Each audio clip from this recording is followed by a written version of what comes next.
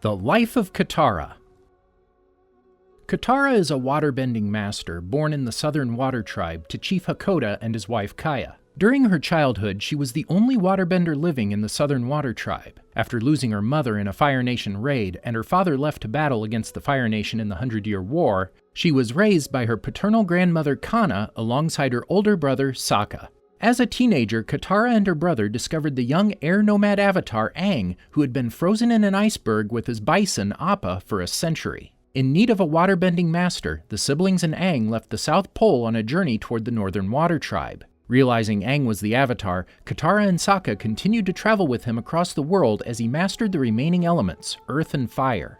She became Aang's waterbending instructor after their departure from the Northern Water Tribe, replacing Master Pakku, who had instructed them during their time there. Her mastery of water made her a formidable asset to the group. The siblings' assistance helped Aang halt the Fire Nation's ambition of world domination, ending the century-long war and finally restoring balance to the world.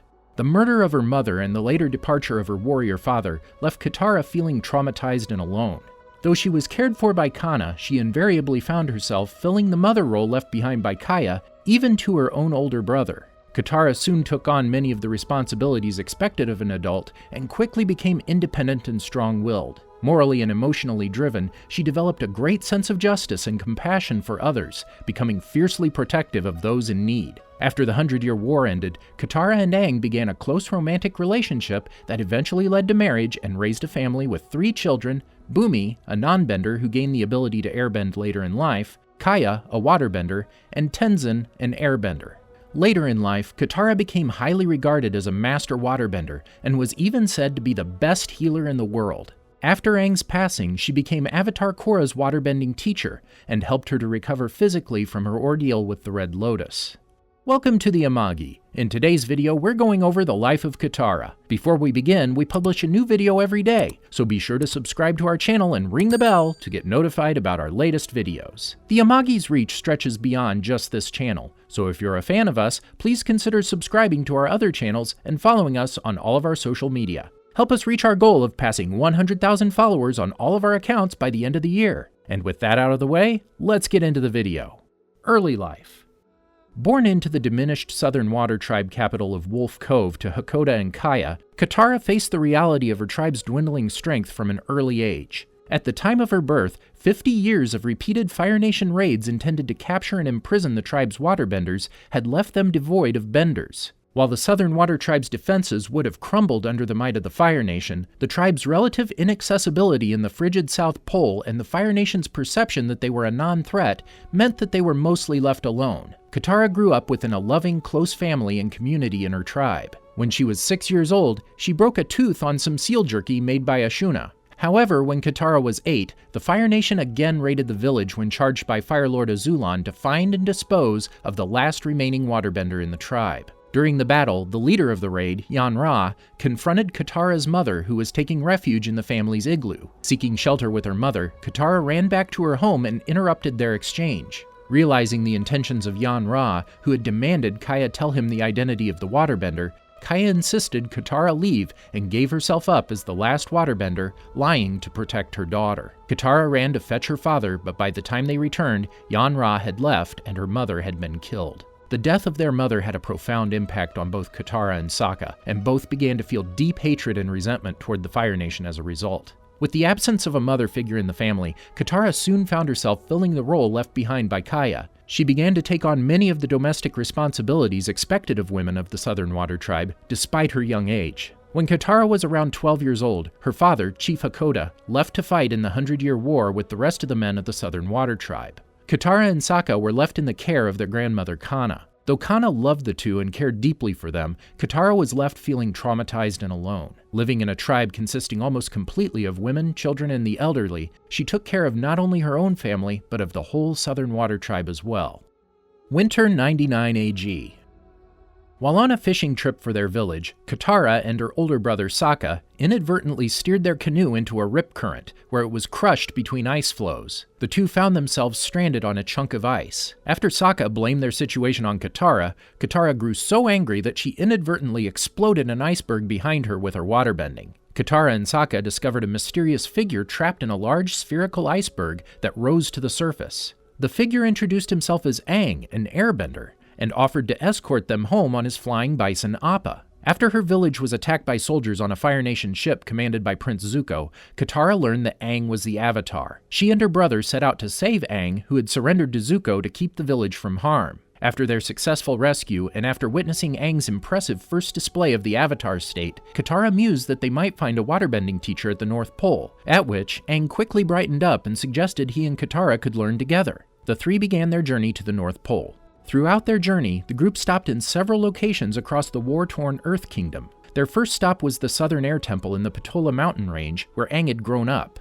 After Aang came across Monk Gyatso's corpse and reflexively entered the Avatar state, Katara was able to calm him down. The trio stopped on Kyoshi Island, where they were ambushed by Prince Zuko and barely managed to escape. Following this encounter, the team flew to the great Earth Kingdom metropolis of Omashu, where they were brought before the city's elderly king, who treated them as honored guests before promptly imprisoning them.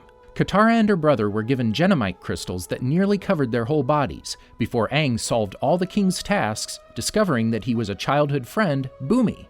Before reaching the Northern Water Tribe, the trio had several other adventures while being pursued by multiple firebenders, including Zuko and his uncle Iroh, as well as Zhao of the Fire Navy. Among their missions, the group helped several earthbenders to escape from a Fire Nation prison rig, including Haru and his father Tyro. They helped the people of Senlin Village, who were being attacked by the spirit Heibai, before venturing to the Fire Nation, where Aang learned about the urgency of defeating the Fire Lord by Avatar Roku. The trio barely escaped the clutches of Zuko and a group of pirates during a confrontation where Katara lost her mother's necklace, a precious keepsake. She also discovered the darker side of the resistance when they came into contact with Jet and his freedom fighters, who tried to destroy the village of Gaipan to kill its firebender occupants. The team also helped two warring tribes, the Zhang and the Ganjin, cross the Great Divide and make peace, and later encountered Bato, one of Hakoda's friends and a Southern Water Tribe warrior, where they almost departed from Aang before being reunited due to an unexpected Shirshu attack. The team met Zhang later on their journey, who unsuccessfully tried to teach Aang the weight of firebending. During Aang's training, Katara was burned and discovered that she had healing abilities. When the group reached the Northern Air Temple, they defeated a group of refugees led by a machinist from War Minister Chin. After their long journey, the team reached the Northern Water Tribe, where Sokka and Katara were celebrated as kin from the Southern Tribe, and Aang was honored as a special guest. It was decided that Aang would be taught waterbending by Master Pakku, but Katara was prohibited from learning combative bending on account of her gender. After it was discovered that Aang was secretly teaching Pakku's techniques to Katara at night, the master dismissed Aang as a student. At the palace, Katara pleaded with Chief Arnook for Pakku to take Aang back as his student. The master agreed to do so if Katara apologized, and while she conceded at first, she renounced her apology and challenged the master to a duel after being patronized. Although Katara was defeated, the master picked up her necklace, revealing that he had made it for Kanna 60 years prior, and decided to accept Katara as a student. When the Fire Nation's ships arrived at the Northern Water Tribe, Yue took Katara and Aang to a hidden oasis, where Aang crossed over to the spirit world. After Zuko unexpectedly arrived, Katara dueled him and was able to restrain him by freezing him in ice, but the prince overpowered her when the sun rose and kidnapped the Avatar. Katara and her allies searched for and found Aang in the frozen landscape outside Agna Kela, and on their return confronted Zhao before the admiral killed the moon spirit Tui. Failing to revive the dead Koi with healing, Princess Yue realized that it was her destiny to give her life to repay the moon spirit, and transcended to the spirit world. Aang won the battle after merging with the ocean spirit La and repelled the Fire Navy from the tribe. With the group now ready to move on and find an earthbending teacher for Aang, Pakku assigned Katara as Aang's new waterbending master. Spring 100 AG. Katara and the others sailed back to the Southern Earth Kingdom so Aang could learn from King Bumi. While they stayed at an Earth Kingdom stronghold to be escorted to the city, General Fong placed Katara's life in danger to induce Aang's avatar state, but achieved only the destruction of his own fort. During their journey to Omashu, Team Avatar met with Chong, Lily, and Moku, and with their help passed through a labyrinth and reached the city, only to find that it had fallen to the Fire Nation. In the city, it was revealed that King Bumi had intentionally been captured, and Katara and the rest of the team barely managed to escape Princess Azula, Mai, and Ty Lee. The team was later stuck together in the foggy swamp, experiencing hallucinations. Katara's own vision was one of her late mother. Following their escape, the team visited Chin Village, where Aang was placed under arrest for one of Avatar Kyoshi's crimes, and it fell upon the siblings to prove Aang's innocence. Although unsuccessful, they were pardoned after saving the village from the rough rhinos. After the earthbender Toph Beifong joined the group to teach Aang, Katara initially quarreled with the new member of the group, but after being pursued by Azula, they began to trust each other more and became close friends. Soon after Toph started teaching Aang earthbending, they were attacked by the Fire Army troops, and Katara was separated from the rest of the team. She ended up in a small Earth Kingdom town where she encountered and befriended the pirate leader Jiang and her crew after helping them with a smuggling mission. She was reunited with the rest of Team Avatar in the same day and parted ways with the pirates. Along with the others and Professor Zay of Ba Sing Se University, Katara visited Wan Shitong's library, where they learned that an eclipse would leave the Fire Nation vulnerable to invasion. Katara proved vital in Team Avatar's escape from the Siwang Desert after Appa's kidnapping by Siwang tribesmen, and helped a family of refugees cross the Serpent's Pass. After reaching the Earth Kingdom's capital, Katara first helped to thwart another of Chin's plans, by helping destroy the Fire Nation drill before being welcomed into the city. Though they wished to inform the Earth King about the invasion plans, they were turned away and found that a government conspiracy was taking place in the city. After the team recuperated while waiting to meet with the king, they resumed their search for Appa and eventually found him in the captivity of the Dai Li, a secret police force under the leadership of Long Feng, who had complete control over the city and controlled Earth King Kui as a puppet. Team Avatar managed to subdue the Dai Li and began to plan an invasion of the Fire Nation in cooperation with the Council of Five, but a coup led by Azula hindered their plans. In the crystal catacombs below the Earth Kingdom Royal Palace, Katara encountered both Prince Zuko and his sister Azula, battling them both even after a brief moment of understanding between Katara and Zuko. A battle ensued where Aang was mortally wounded by Azula's lightning before he and Katara managed to escape. With the city fallen to the Fire Nation, Team Avatar fled Ba Sing Se with the Earth King. Summer 100 AG. After the fall of Ba Sing Se, Katara spent her time trying to heal an unconscious Aang while aboard a stolen Fire Nation ship with the rest of Team Avatar and several other allies, including her own father. Eventually, Katara and the rest of her small team traveled through the Fire Nation disguised as civilians. Among several adventures, Katara helped clean the Zhanghui River from pollution after disguising herself as the Painted Lady, and bettered her relationship with Toph when she saved both of them from Combustion Man in Fire Fountain City. In one village, Katara met a southern waterbender named Hama and began to learn the southern style of bending from her, but turned on the woman after she revealed that she was a bloodbender. Katara was forced to use the art against Hama in order to save Aang and Sokka from harm. When the day of the invasion arrived, Katara and the rest of the team met with the rest of the invasion force and started to stealthily advance toward the capital via waterbending-powered submarines designed by the Northern Air Temple's machinist. During the eclipse, the invasion advanced steadily towards Calderas City, while Aang reached the Fire Nation Royal Palace. It was quickly revealed that the invasion had been anticipated, and the Fire Nation's counterattack with airships destroyed much of the invasion force, with only Team Avatar and a few younger allies managing to escape. After the failed invasion, Katara and her friends retreated to the Western Air Temple, where they started searching for a new firebending master to teach Aang, and unexpectedly found one in Zuko, who introduced himself as an ally. The relationship between Zuko and Katara was at first intense and troublesome, with Katara determined never to forgive Zuko for his betrayal in Ba Sing Se. Eventually, Katara forgave Zuko for his actions after he helped to find Yan Ra, the man who killed her mother. Although she did confront the man, she hesitated from ending his life, but was able to move past her grief and her grudge against Zuko. Right before the final battle between Team Avatar and the Fire Nation, Katara and the rest of the team retreated to Ember Island. The team watched a play performed by the Ember Island players, with Katara growing embarrassed and annoyed while viewing an exaggerated caricature of herself. Although the team had wished to only battle Ozai after Sozin's comet, they were made to act against the Fire Lord as soon as possible after Zuko revealed the plan to annihilate the Earth Kingdom. After Aang's unexpected disappearance, the team traveled to the Earth Kingdom before going separate ways, with Katara and Zuko heading to the Fire Nation to confront Azula. After the pair interrupted Azula's coronation as Fire Lord, a fierce comet-enhanced Agni Kai was fought between the two siblings, and Katara was saved from an unexpected lightning blast by Zuko, who redirected the attack. Katara eventually managed to goad Azula into walking directly over a grate of water. While freezing her opponent in ice, Katara was able to chain the princess to the grate before rushing to Zuko and healing him. She was present at Zuko's coronation after the team's successful victory in the century-long war. Later, Katara traveled to the Jasmine Dragon with Team Avatar, celebrating their hard-won victory. She followed Aang outside the tea shop and embraced him. The pair subsequently looked at each other lovingly before she instigated a romantic kiss, beginning the couple's formal relationship. 101 to 102 AG.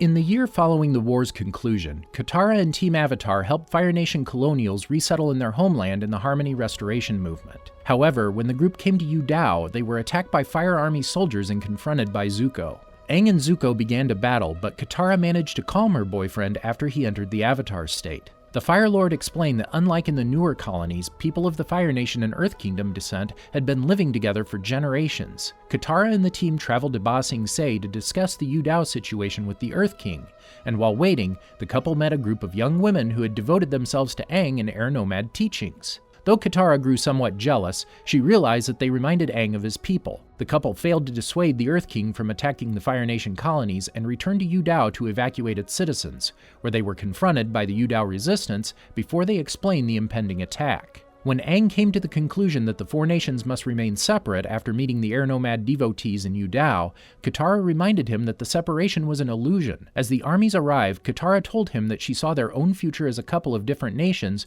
reflected in the families of Yu Dao. As the battle raged on, Katara propelled herself up to the Earth King's war balloon to help convince him that he was fighting a battle against his own nation. After the Earth Kingdom and Fire Nation agreed to make peace, Katara observed Aang welcome his devotees as the first air acolytes. Sometime later, Zuko invited Katara, Sokka, and Aang on a search for his mother. As they readied to depart, Katara was horrified to see Azula, apparently escaped, but Zuko explained that she was coming with them in return for obtaining information from Ozai. Katara was unhappy with her coming with the team and helped to apprehend Azula during her psychotic episodes on their journey to Hurrah. In the town, Katara and Aang were welcomed by Norin and Noriko, with Nora telling them that Ursa's lover Ikem headed to Forgetful Valley. As they ventured into the environment, the group was attacked by their surroundings, though Katara deduced that it was the work of a waterbender and Rafa and Misu showed themselves. Another confrontation with Azula was halted by the appearance of the Mother of Faces. The ancient spirit began to battle the group, but it was halted when the spirit was reminded of her son Ko. Rafa's face was restored and Noriko was given back her memories and appearance as Ursa. Although Azula had escaped, Katara and Aang remained optimistic that she had begun to change. Katara stayed in the Fire Nation for several weeks afterward and comforted Ursa during her anxious return to the Fire Nation capital. The team returned to Yu Dao after the conclusion of peace talks and the formation of the coalition government. After a banquet, she found Aang meditating, who told her that he had seen a vision of Avatar Yang Chen. Reminded of Yang Chen's festival, Katara set off with Aang and the acolytes to pay their respects in the Yue Bay area. Katara consoled Aang when they found an industrial town built on previously sacred ground, and was surprised to see her childhood friends Neok and Nutha in the area. Katara and the team were confronted by Loban's guards and the Rough Rhinos for trespassing on the Earth and Fire refinery. She discovered an iron ore mine during the fight, but the area was unstable and began to cave in, with Katara and several others only being saved by Toph's earthbending. With Katara lending her support to Toph, the group was eventually freed with the aid of Aang and Toph's metal-bending students. As a dangerous storm brewed on the horizon, Katara helped evacuate the town's houses and businesses before the arrival of General Old Iron. After the spirit's defeat, she reminisced with Neok and Nutha and lent her emotional support to Aang in his challenging situation. Katara and Sokka returned to Ba Sing Se for some time afterward, where they prepared to return home for the first time since they left the South Pole. Katara was surprised to find that Wolf Cove had grown into an urbanized city, with the Southern Reconstruction Project already underway. The siblings reunited with their grandmother, step-grandfather, and father, and met Malik and Melina, who were managing the redevelopment project. Katara expressed skepticism for the project as she had seen foreign workers harassing the locals. After Melina was robbed, Katara and Sokka chased the thief to an abandoned ship, where Galak and Thad explained that they believed the foreigners were making them weak and they had to be removed. The siblings escaped Galak's men and headed back to the city, where they were surprised to discover their father's romantic relationship with Melina. Katara remained skeptical of both the romance and the project, and also met a pair of children that Pakku was trying to train as waterbenders. Aang also arrived in the south, following the end of the threat in the Fire Nation, as well as Toph aiding in the construction. Katara later spoke to Sokka about how Galak may have had a point, only for Sokka to tell her that the idealistic vision Katara had of the tribe never existed. This left her realizing that her brother was right, as she had no idea of what the Southern Water Tribe was like before the war. At a festival, Galak's men attacked, chi-blocking Katara and stabbing Hakoda. After her father's recovery, Earth King Kwai was kidnapped. Katara participated in the skirmish at the Bridge of No Return, managing to save Melina from falling into a ravine. Afterwards, she managed to inspire Siku and Sura to display their waterbending skills.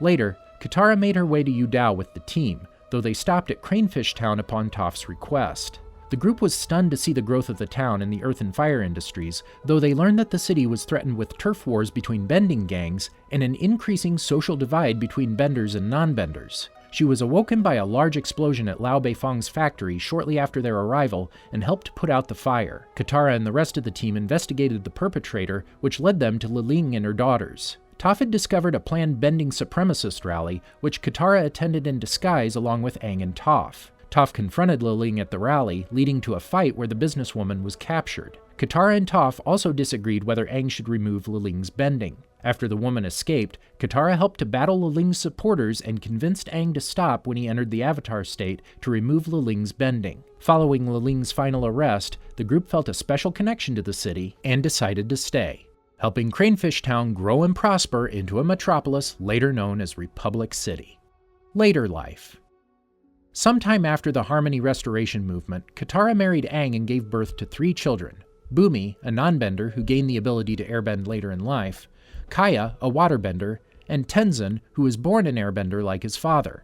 Katara continued to develop her skills in waterbending, eventually becoming a leading expert in its various styles and respective skills and techniques, as well as being regarded as the best healer in the world. She passed on these skills to her daughter Kaya, who became a renowned waterbender in her own right. In 124 AG, Katara wrote a letter to include in the book that Aang was assembling for Tenzin, in which she wished her son the joys of youth and the strength to accept his legacy as one of the world's last airbenders.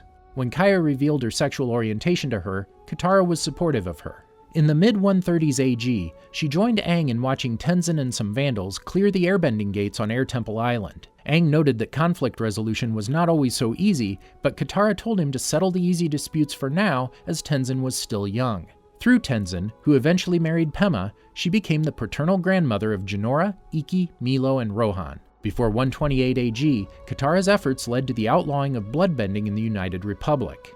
After the passing of Avatar Aang and his reincarnation into the new Avatar Korra, she became the Avatar's waterbending teacher once again. During one of her early training sessions with a young Korra, Katara taught her that waterbending was all about slow and calm movements. Her lesson did not stick with the Avatar, however, as she accidentally buried Katara under a pile of snow, not for the first time, when she tried to copy the Elder's moves. Uncovering the Elder, Senna apologized for her daughter, though Katara brushed it off, noting that she had battled more dangerous waterbenders during her life than the youngster, and expressing her confidence that the Avatar will learn to control her abilities in time. The session got cut short by Tonraq that day, as a snowstorm was heading their way. Upon learning the next day that Korra had sneaked out during the bad weather, Katara joined Tonraq and Senna during their search for their daughter. Discovering the young Avatar safe and sound with a polar bear pup whom she decided to keep, Katara took the reluctant Tonraq and Senna aside and convinced them to let her bring the animal home, noting that every Avatar had an animal guide and that raising Naga may be exactly what the high-energy Avatar needed. Afterward, Katara and Korra's waterbending lessons continued. Korra often spent a lot of time in Katara's healing hut growing up, where she taught Korra to mend wounds and broken bones. Korra eventually became a skilled healer under Katara's instruction. In 170 AG, Katara supervised Korra's firebending test alongside other members of the Order of the White Lotus. She noted the Avatar's ferocity, to which the White Lotus leader responded that she also lacked restraint. After Korra defeated her opponents, the White Lotus turned to Katara for counsel, wondering whether or not they should let Korra start her airbending training with Tenzin, since the young Avatar had yet to grasp the spiritual side of bending. Confident in her son's abilities, Katara announced that she believed Korra to be ready to commence her airbending training, as Tenzin would be able to teach her what she needed to know. When Tenzin and his family arrived at the Southern Water Tribe compound, Katara and Korra greeted Tenzin and his family. At her son's asking, Katara helped Milo off of his head, much to her grandson's displeasure. As she expressed her joy over seeing her family again, Jinora approached her, informing her that she had read everything about her past adventures and asked what happened to Zuko's mother, Ursa. Katara attempted to elaborate, only to be interrupted by an excited Ikki, who fired several random questions at the old waterbender. As the young airbenders ran off to play in the snow, Katara turned her attention to Tenzin and Pema, the latter being pregnant with their fourth child. She predicted that the child would be an airbender, much to Pema's dismay, who explained that it would be nice to have a non-bending child like her. When asked if Tenzin and his siblings were as rambunctious as the young airbenders, Katara said that Tenzin had always been more serious than Kaya and Bumi. When it was revealed that Korra's airbending training with Tenzin was to be delayed, and the Avatar decided to find her own path by traveling to Republic City by herself, Katara was the only one who understood that Korra had to go and find her own place in the world. Confident in Korra, she gave her husband's reincarnation her blessing. Months later, after Korra's bending had been removed by Amon, Katara tried using her healing powers to restore Korra's abilities, but to no avail. She later witnessed Korra, whose bending was restored by Aang, energy bend Lin Beifong, restoring her earthbending abilities. 6 months later, Katara invited her oldest son, Bumi, to attend the Glacier Spirits Festival with her and the rest of their family. She, alongside her daughter, awaited the arrival of her sons at the dock, having a joyful reunion with her grandchildren. She later attended the royal banquet in honor of Chief Unalaq, sitting at a table with her family, where she looked on with concern as Tenzin was being picked on by his elder siblings. The next day, Katara encouraged Tenzin to take his siblings along with him on his trip to see all the air temples, reasoning that he should cherish the time he spends with his entire family. She also felt that the three siblings should visit Aang's birthplace together. Tenzin agreed to let his siblings join him and gave his mother a farewell hug, promising to see her soon. Before they all left, she gave Kaya an old picture of their whole family together while they were still young.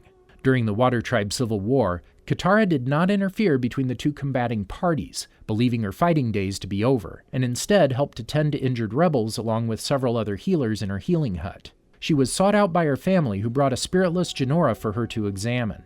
Alarmed over the amount of time Jinora had been in that state, Katara placed her granddaughter in a bath of water to heal. Assessing the situation with her bending, she stated she was unsure how much longer Jinora would be able to survive with her body and spirit separated, noting that Jinora was strong to have lasted as long as she had. When Jinora's spirit later returned to her body, Katara happily embraced her granddaughter and later accompanied her and her family to Korra's announcement that peace between the northern and southern water tribes had been restored, and that the south was officially independent.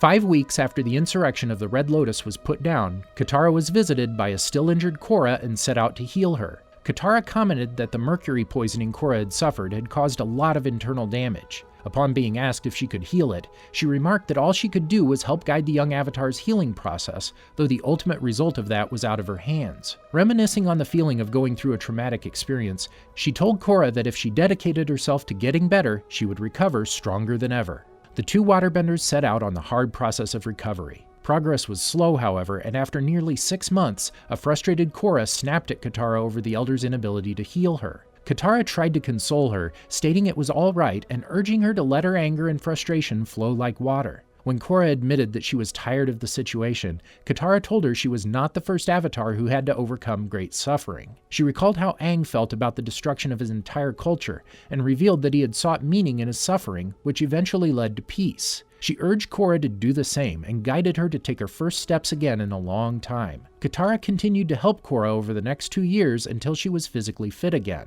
More than 6 months after Korra's recovery, Katara came to Republic City to visit her grandchildren. She also reunited with Toph, who had come to the city to see more of her own granddaughter, Opal. Toph and Katara's families spent a day at the beach together with Korra, Asami, and Bolin. Katara and Toph reminisced about their days of pranking each other and had fun instigating a prank war at the beach. Personality. Katara had a warm, compassionate, and caring personality and often acted as a motherly figure to the group, something that often irritated the rebellious Toph. She displayed deep affection for those she traveled with and was fiercely protective whenever their safety was threatened. Her inner strength kept Aang and their friends together through their most difficult experiences, even in the absence of parental figures. While the team traveled through the Siwang Desert, she was able to hold the group together in its most desperate moments. She had a soft spot for children, giving a portion of her food to a little boy in Zhanghui, and went so far as to defend Tom Tom, despite the fact that he was from the Fire Nation and that everyone else, with the exception of Aang, was distrustful of him for it. This was because when Katara was a young girl, her mother was killed in a Fire Nation raid, an event which had a tremendous impact on her life and arguably shaped her into the person she became. According to Sokka, she largely prevented their family from falling apart and took on many responsibilities to the point where she filled the void left by their mother, so much that he pictured her in place of their mother. Overall, Katara is often marked by a fierce determination to aid others, and herself stated that she would never turn away from people who need her help, even if she had other priorities at the moment. According to Sokka, she was rather optimistic. Placing her whole heart in whatever affairs she had, she was often easily reduced to tears. She was even willing to defend the Fire Nation civilians, such as when she helped the village of Zhonghui and fought her former teacher Hama, who was from the Southern Water Tribe, to defend the Fire Nation village she was living in. This strong desire often frustrated others, particularly Sokka. Katara was marked by a fierce desire to learn waterbending, viewing it as a part of her and her culture that needed to be expressed. She may have viewed it as a hope for rebuilding her tribe, and saw her mother's sacrifice not only to save a daughter, but what she represented, their own bending style. Her enthusiasm for waterbending caused her to constantly train herself in the art despite she did not originally have a teacher, and learnt whatever little she could with great ambition, ignoring the criticism of Sokka. Her pride and strong mind caused conflict with the traditions of the Northern Water Tribe, which forbade women from learning combat-focused waterbending. She became overjoyed when she finally found a master to teach her formally. Like her brother, father, and grandparents, Katara was resourceful and very capable to adapt to her environment. Having quickly advanced under the tutelage of Master Pakku, he stated that she accomplished this due to her fierce determination, passion, and hard work. Katara was portrayed as the most mature member of the group, rarely taking part in Sokka and Aang's goofy pranks and Toph's less silly ones, though she did have a sense of humor. She was a bit of a stickler for morality, even to the point of causing Sokka and Aang to faint from shock when she stated she wanted to pull a scam, as she had berated Toph for scamming people. Her loss was part of what drove her in her fight against the Fire Nation, although she did not exhibit as much outward prejudice as her brother. Although Sokka told Toph that Katara could be a pain and would get involved in your business, she is understanding of other people's privacy, continually scolding her brother for snooping around Hama's inn and rummaging through her personal belongings. On the other hand, Katara could be overly domineering. For all her kindness, she was sometimes self-righteousness, had a nasty temper, and could be fierce when provoked. With lack of sleep, this side of her can quickly become more apparent. She was also set in her ideals and frequently refused to relent on her views in the face of opposition. Combined with her strong sense of compassion, this gave Katara a strong sense of justice, and she would run headlong into dangerous situations to help others, which was best illustrated when she faked to be an earthbender to mix with innocent earthbenders in the prison rig when she was not a fighter yet, challenged the greatest waterbending instructor in the Northern Tribe for forbidding women from learning combat-focused waterbending, and destroying factories for the severe contamination at Zhonghui while she infiltrated the Fire Nation. Her short temper had frequently clashed with others. She showed open but short-lived jealousy of Aang's talent, and was frequently perturbed by Toph's confrontational and rebellious nature. Despite being one of the more compassionate members of the group, Katara was one of the least willing to let go of a grudge, especially against those who she felt had betrayed her trust. She held a considerable grudge against those who had threatened Aang, or things she had considered morally wrong. Upon her re-encounter with Jet, Katara reacted hostilely at the mere sight of him. For a while, she was argumentative with her father because she felt that he had abandoned her and Sokka when he left to fight in the war. At the Western Air Temple, she showed outright hostility toward Zuko and threatened to kill him if he slipped back to his old ways, being harsh and unforgiving of Zuko even long after he had joined Team Avatar and gained the trust of the others. However, this could be because Zuko's betrayal of her at Ba Sing Se was far more personal than his betrayal of anyone else. However, Katara was sometimes willing to give people second chances. With much reluctance, she allowed Jet to guide Team Avatar to Appa and appeared to be saddened by his death. Also, she offered to try and heal Zuko's scar when they were enemies. Eventually, even after his betrayal, she decided to forgive him and embraced him as a friend after he helped her find the man who killed her mother. The loss of her mother at the hands of the Fire Nation caused Katara to strongly express her emotions about that day to her teammates, bringing up the topic in situations that tested the feelings of both her friends and herself, reinforcing her relationship with her mother, albeit indirectly. Occasionally, this fervor also blinded her from the fact that the people around her too suffered from similar experiences and events that equally impacted them. An example of this was when Katara described her mother as just hers, and without giving a second thought that she was Sokka's mother as well, or when the waterbender told her brother that he did not love their mother the way she did after Sokka tried to stop Katara from tracking Kaya's murderer, greatly upsetting him. When she got the chance to exact her revenge against the commander she believed was the killer, Katara was willing to use bloodbending against him, ignoring Aang's advice to forgive rather than take revenge. She deeply regretted her actions after realizing she had bloodbent the wrong man, although she was not above planning to kill the murderer, only for her self-conscience to stop her from almost executing him, understanding that violence was not the answer. Motherly and feminine as she might be, Katara was not afraid to go beyond her feminine looks and way of being to achieve what she wanted. When she and Toph were denied entrance to a rowdy pub because both of them were girls, they dressed up as boys. Katara in particular showed her masculine side when wanting to ride the pub's mechanized bull, being even willing to start an all-out brawl with some of the guys there who mocked her ability to stay on the bull. The whole thing ended with Toph dragging Katara away before things came to a head. The two later went to a spa and reflected on how being a girl was not so bad at all. Did you enjoy our video? Be sure to check out these other great videos from the Amagi, and make sure to subscribe and ring the bell to be notified about our latest videos.